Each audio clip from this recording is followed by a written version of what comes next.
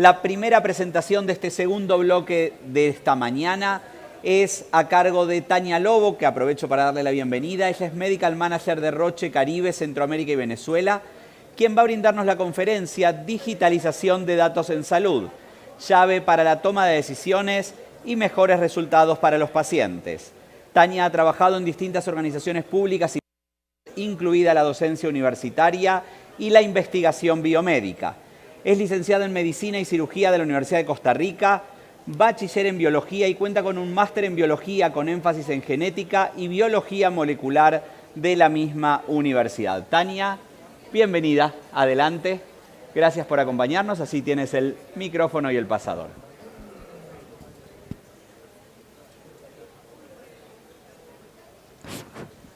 ¿Ya está prendido? ¿Sí? Sí. Súper, bienvenida. Gracias.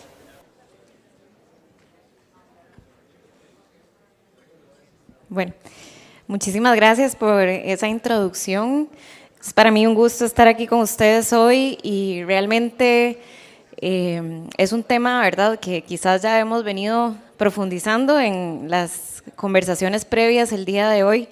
Yo quisiera contextualizar que a nivel global, se estima que la cantidad de datos en salud, solo de los estudios que están ahorita ingresados en los registros de la Organización Mundial de la Salud, se estima que para el 2025, estamos hablando de 3 años, vamos a haber generado cerca de 10.500 exabytes de información en salud.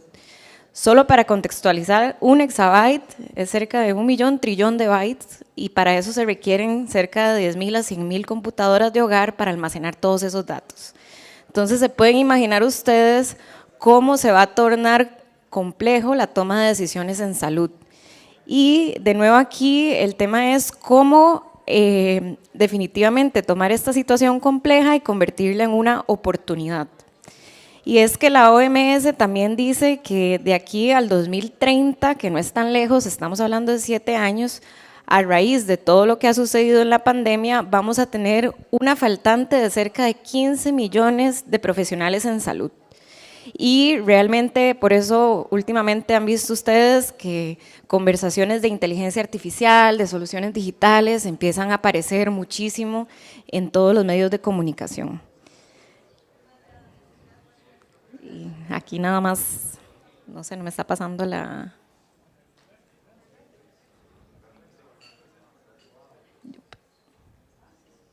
No sé si hay otro puntero. Ya, yo creo que ya. Sí.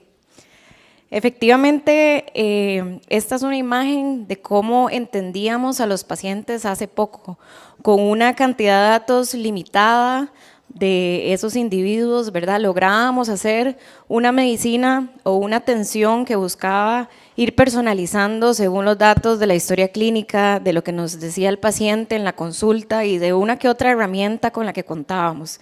Definitivamente era una imagen poco clara, poco precisa y aún así se hacía un gran esfuerzo por llegar a esa terapia o a esa intervención clínica que pudiera impactar de una forma positiva.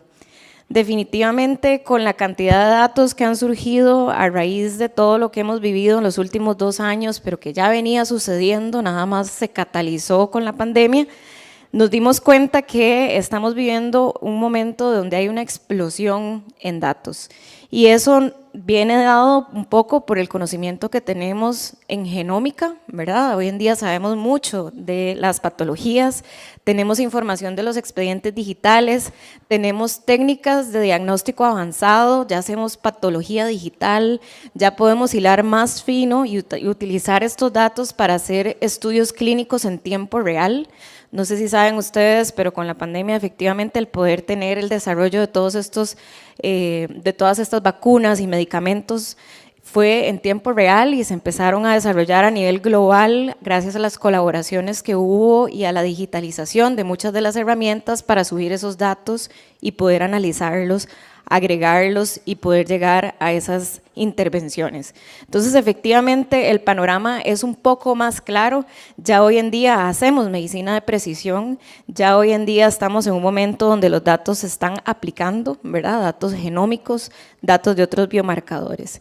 Y es que, ¿qué necesitamos entonces para terminar de tener esa imagen completa de los pacientes? Una nueva ola de datos que va a venir con un conjunto de soluciones digitales de las cuales hemos estado hoy hablando. Y es que para poder llegar a esa precisión, sí requerimos todavía una mayor colaboración en muchos sectores y que involucran a muchos actores que les voy a mencionar más adelante. Efectivamente, esta es una nueva era que estamos viviendo a raíz de todo esto que les menciono, que ha sucedido y que ha sido catalizado en los últimos 2 años, donde vemos una transformación en el sector de salud, donde ya quizás cuando yo estudiaba en la universidad, la genómica era el futuro, ¿verdad? Pensábamos que eso era lo que iba a curar las enfermedades, conocer el genoma humano, conocer cómo esto se traducía en tener blancos específicos para ir a trabajar en distintos tipos de pacientes. Hoy en día la transformación nos habla de que la salud digital es ese futuro, ¿verdad? Y justamente por todo la sobrecarga que ha habido en los sistemas de salud, la limitación en los recursos, ¿verdad? Y el desarrollo de nuevas tecnologías.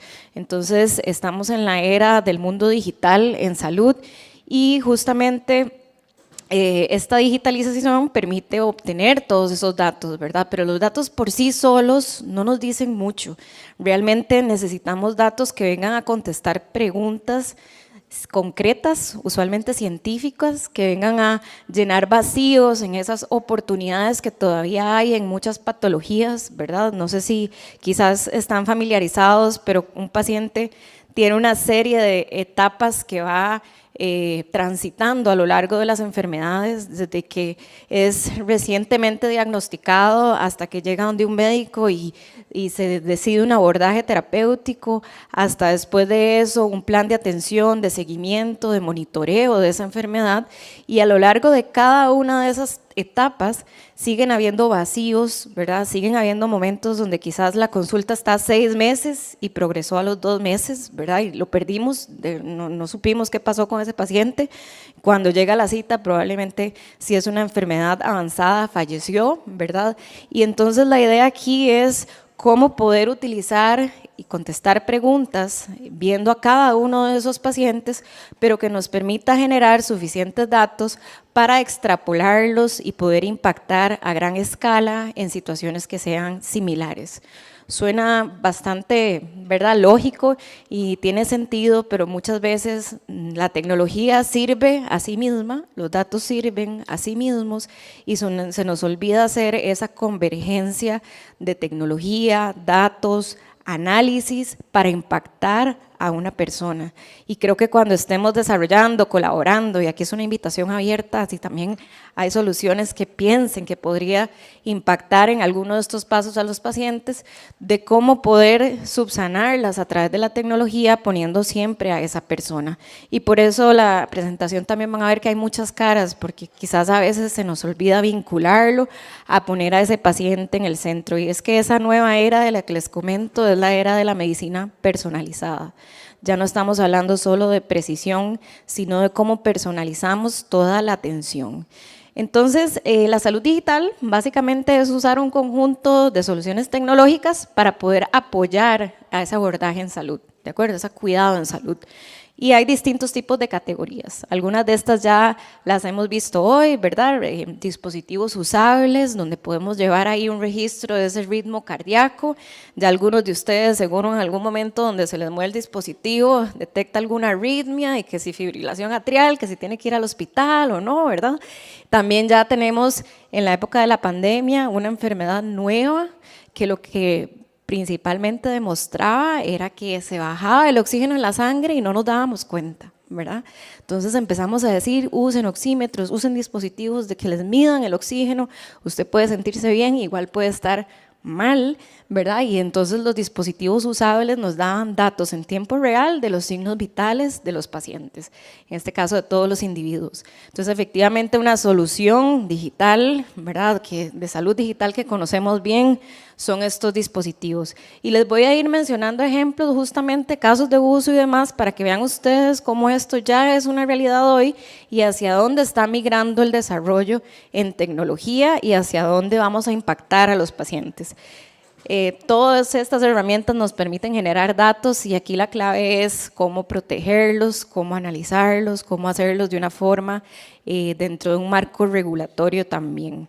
Definitivamente se está hilando cada vez más fino, no solo es generar datos, sino es poder tener ya establecido, cuantificado, cuál es ese algoritmo, cuál es ese número que nos habla a nosotros de que un paciente progresó, que un paciente respondió, que un paciente podría desarrollar una enfermedad. Y a eso nos referimos con biomarcadores digitales. Quizás la palabra biomarcadores la escuchamos más en otros ambientes, ¿verdad? Como laboratorios, genómica, por ahí temas moleculares, pero ya estamos hablando de dispositivos que en este caso, ejemplo que está aquí de un chico con una enfermedad neurológica, un niño, ¿verdad? La distrofia muscular de Duchenne usualmente se manifiesta a los 3 años en los pacientitos, ¿verdad? Son torpes, se caen, tienen dificultad para caminar, acuden a la consulta médica y resulta que en las citas control, las pruebas para ver si estos niños van mejorando tienen que ver mucho con subir escaleras, son poco precisas, los chiquitos a veces se cansan y ya no quieren, están en un ambiente hospitalario donde hay muchos sesgos, ¿verdad? Hay presión, expectativas, entonces los dispositivos que se están desarrollando, de una empresa que se llama Sysbio, que se llama Actimio, el dispositivo todavía está en fases clínicas, la idea es que lo pueda usar el paciente en la casa y que se vaya teniendo un registro en tiempo real de todas estas variables para definir cuál es ese número o ese algoritmo que nos va a hablar de una vinculación a un cambio en el tratamiento. No hemos logrado aún desarrollar eso a partir del examen clínico o de las pruebas clínicas que hay en el hospital. Entonces, a través de soluciones digitales se está buscando llegar a ese número estadísticamente significativo para poder decirle al paciente, ok, cambiemos de esquema de tratamiento. Son pacientes que usualmente a los 20 años fallecen, ¿verdad? Entonces estamos buscando todas las formas posibles y me refiero en general, ¿verdad? No representando a ninguna industria en particular, de cómo poder impactar a estas enfermedades que son tan agresivas y aquí está incluido el Parkinson, está incluido esclerosis múltiple, en general Actimio es para cualquier enfermedad con trastornos de la movilidad. Y definitivamente empiezan a surgir otras herramientas digitales de monitoreo. Esto sí ha sido foco y todavía lo es de algunas industrias en particular, porque tenemos pacientes con cáncer de pulmón, que son un tipo de cáncer bastante agresivo, ¿verdad? Usualmente nos llegan a estadios avanzados, se han intentado desarrollar cualquier cantidad de técnicas diagnósticas, de pronóstico, tratamientos para poder darles un poquito más de vida a estos pacientes y hoy en día ya vemos que las soluciones digitales comparadas a el monitoreo de estándar de cuidado, que usualmente es llegar a la consulta, hacerle una imagen radiológica, darle seguimiento a ese tumor, a ver si se va haciendo más pequeñito, más grande. Ese es como el monitoreo estándar ahorita en cáncer de pulmón. Con las soluciones digitales que ahorita están en estudios clínicos, se ha visto una mejor sobrevida, vean ustedes, 9 meses comparado al monitoreo que se hace actualmente. Esto el paciente desde su casa en una plataforma web digitando, reportando cómo se va sintiendo en distintas características, por ejemplo la falta de aire, por ejemplo dolores, ¿verdad?, en pleuríticos que decimos nosotros, ¿verdad?, que son más costales, etcétera. Entonces ya ese monitoreo remoto hace que los pacientes vivan más, ¿verdad? Entonces vamos a ir viendo cómo todas estas herramientas van a eventualmente empezar a salir. Y efectivamente también tenemos estos dispositivos inteligentes, ¿verdad? Un paciente asmático, un paciente con cualquier tipo de patología, ¿verdad?, de respiratoria, puede tener ya acceso a dispositivos conectados, aplicaciones que les dicen no solo si está bien colocado, si el flujo de aire está bien, si la cantidad de presión que salió es la adecuada, sino también si está en un ambiente, ¿verdad?, hiperalergénico, ¿verdad?, muy contaminado, donde probablemente vaya a exacerbarse su condición clínica. Entonces ya también otro tipo de solución de salud digital está in place, ¿verdad? Y también todo lo que tiene que ver con esos ajustes en los tratamientos o en el manejo, vean ustedes, de las enfermedades crónicas, ¿verdad? Quizás diabetes es lo que más conocemos, ¿verdad? Cómo poder llevar esa cantidad de insulina dosificada a los pacientes para que no nos bajen mucho el azúcar y se hagan las famosas hipoglicemias, pero también cómo en el mercado global empiezan a surgir estas soluciones también para otros tipos de enfermedades cardiovasculares, ¿verdad? Vamos viendo ahí el tema de los síndromes metabólicos, la obesidad, en fin, soluciones que vayan a ayudar, ¿verdad?, a este grupo de pacientes que es muy grande y para los cuales dar seguimiento ahorita, por ejemplo, no sé si ustedes saben en la caja, ¿verdad?, solo para los hipertensos, cada 3, cada 6 meses, un seguimiento muy, que consume muchos recursos, ¿verdad?, y muchas veces no logramos igual pescar el descontrol en ese tiempo.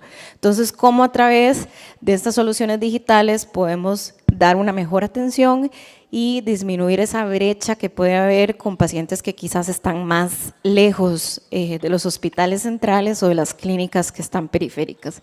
Definitivamente, como les mencionaba, no es solo tener una buena idea, ¿verdad? No es solo pensar, ¿verdad?, yo quiero hacer un app que lleve el registro, no.